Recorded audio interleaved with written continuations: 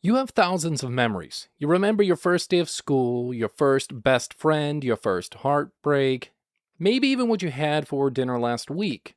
But there's an entire part of your life that's almost completely missing: the first few years. Think about that for a moment. You were alive, you were learning faster than you ever would again, your brain is absorbing the world around you every second, and yet, you remember almost none of it. It's as if someone erased the opening chapters of your life. But they weren't erased. The truth is actually far stranger. Your brain never stored those memories the way you think. Also, understanding why reveals something remarkable about how memory actually works. Let's start with a simple question. If babies can learn, why can't adults remember being one? When you're born, your brain is already one of the most extraordinary organs on Earth, but it isn't finished. In fact, it's only getting started. During the first few years of your life, your brain forms millions of new neural connections every single second. You're learning language, you're recognizing faces, you're understanding emotions, you're figuring out how the world works. Everything is new, everything matters, which makes the mystery even deeper. If babies are constantly learning, why don't they remember any of it? You see, for a long time, scientists had no clear answer. Some believed early memories simply faded with time, others thought children were too young to create memories at all. Both ideas are very wrong, turned out to be wrong, because babies do create memories. In fact, they create thousands of them. Otherwise, they would never learn who their parents are, they wouldn't recognize familiar voices, they wouldn't learn to walk, speak, or understand the world around them. The memories exist. The problem is that they are stored differently. Scientists call this phenomenon infantile amnesia. Almost everybody experiences it. Most adults remember very little before the age of 3 and only fragments before the age of 4 or 5. The question isn't whether those years happened. The question is why they're locked away. Part of the answer lies deep inside a small structure called the hippocampus. It's one of the brain's most important memory centers. Think of it as the librarian responsible for organizing your experiences into long-term memories. During early childhood, that librarian is still under construction. The hippocampus continues developing for years after birth. It can store information, but not with the stability of an adult brain. Imagine trying to organize thousands of books while the shelves themselves are constantly being rebuilt. Even if you place every book perfectly, the shelves keep moving. Something similar happens inside the developing brain. Your memories are not disappearing because they weren't important. They're disappearing because the system responsible for preserving them is still changing. And that's only part of the story. Scientists have discovered another fascinating process happening at the same time. Young brains produce an astonishing number of new neurons. For years, researchers believed humans were born with all the brain cells they would ever have. Well, we now know that is definitely not true.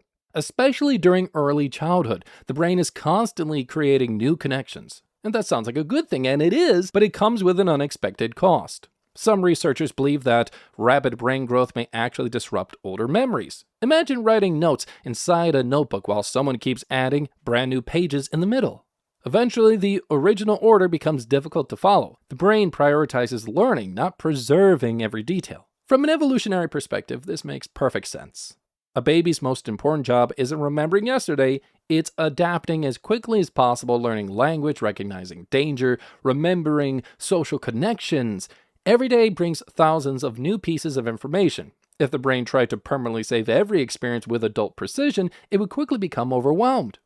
Instead, it focuses on building the system first.